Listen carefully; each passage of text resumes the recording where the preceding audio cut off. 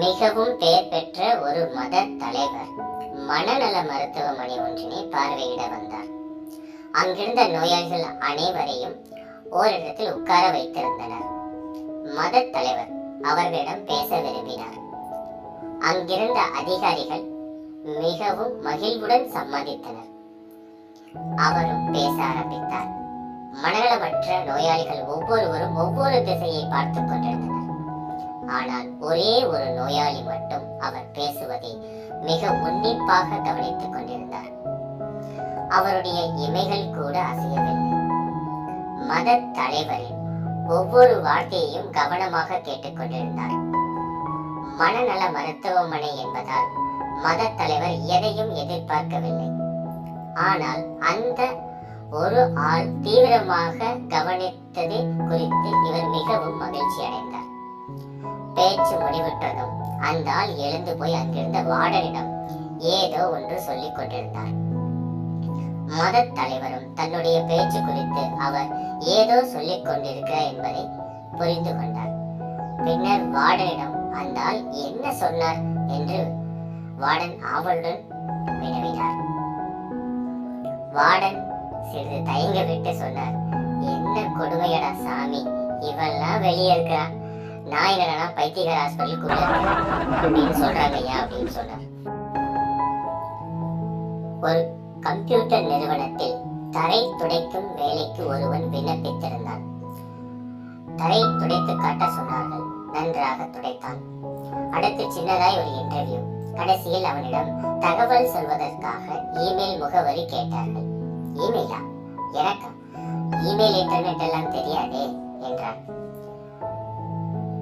Computer நிறுவனத்தில் வேலை பார்க்க விரும்புவனுக்கு இமெயில் முகவரி இல்லையா என்று அவனிடம் கேள்வியும் கேட்டுவிட்டு அப்படியே அனுப்பிவிட்டார்கள்.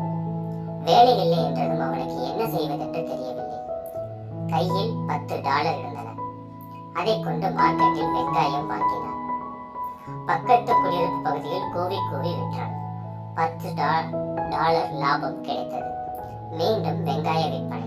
இப்படியே கொஞ்சம் கொஞ்சமாய் விற்று சில வருடங்களில் பெரிய வெங்காய வியாபாரி ஆகிவிட்டான். இந்த சூழ்நிலையில் ஒரு வங்கி கணக்கு திறக்கும் சம்பந்தமாக ஒரு வங்கி ஊழியர் அவரிடம் பேச வந்திருந்தார். அவனுடைய இமெயில் முகவரி கேட்டார்.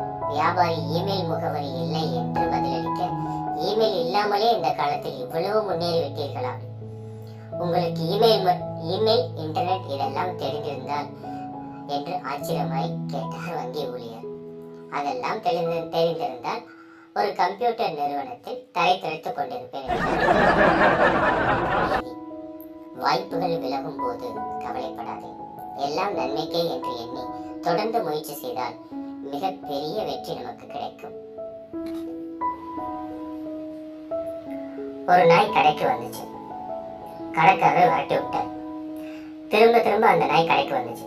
என்னடா பெரிய ரோதனையா போச்சுன்னு வெளியே வந்து பார்த்தா அந்த நாய் வாயில ஒரு சீட்டும் பணமும் இருந்துச்சு. கடைக்காரர் ஆச்சரியமா அந்த சீட்டை எடுத்து அதில் உள்ள சாமான்கள்லாம் போட்டு மீதி பணத்தையும் அதே பையிலையும் போட்டு நாய் கழுத்துல அந்த பேக்கை மாட்டி விட்டார். நாய் திரும்பி நடக்க ஆரம்பிச்சது. கடைக்காரர் சுவாரஸ்யமா அந்த நாய் பின்னாலேயே நடக்க ஆரம்பிச்சார். அந்த தெருவெல்லாம் கடந்து மெயின் ரோடுக்கு வந்துச்சு. அப்போ ரெட் சிக்னல். அந்த நாய் ரோட்டை கடக்காம அப்படியே நின்றுச்சு. கிரீன் சிக்னல் வந்த உடனே ரோட்டை கடந்து செல்ல ஆரம்பிச்சது. கடைக்காரருக்கு ஒரே ஆச்சரியம். அது பின்னால அது வீடு வரைக்கும் போகணும் அப்படின்னு ஒரு முடிவு எடுத்துட்டார். அந்த நாய் ஒரு குறிப்பிட்ட பஸ் ஸ்டாண்டு கிட்ட நின்றுட்டு இருக்கு. பஸ் ஸ்டாண்டு கிட்ட நிற்கவும் ஒரு கரெக்டான பஸ் வந்த உடனே அந்த நாய் வந்து ஏற ஆரம்பிச்சது. ஏறி கண்டக்டரும் வாயில் இருந்த பணத்தை எடுத்துக்கிட்டு ஒரு சீட் டிக்கெட்டை கிழிச்சு அந்த நாய்கிட்ட கொடுக்குறாரு. கரெக்டாக ஒரு 3 ஸ்டாப் வந்ததும் அந்த நாய் வந்துட்டு இறங்கிருச்சு. கடைக்காரரும் அது பின்னாலேயே இறங்க ஆரம்பிச்சார். நாய் ஒரு தெருவை கடந்து அப்படியே வந்துட்டு போய்கிட்டு இருக்கு. ஒரு குறிப்பிட்ட வீட்டு முன்னாடி நின்று கதவை தட்ட ஆரம்பிச்சது. கதவை திறந்து ஒரு ஆள் வந்தார். நாயின் கழுத்தில் உள்ள பேக் எல்லாம் கலட்டி நாயை பிடிச்சி அட்டின்னு போட்டு சாத்தின்னு சாத்திட்டார்.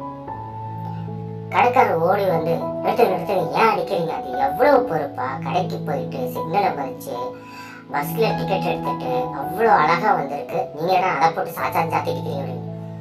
அதுக்கு அந்த ஆள் சொன்னா, வீட்டு சாவி எடுத்துட்டு போகாம வந்து கதவை தட்டுது பாருங்க, நாய்க்கு கொஞ்சம் கூட பொறுப்பே இல்லைன்னு.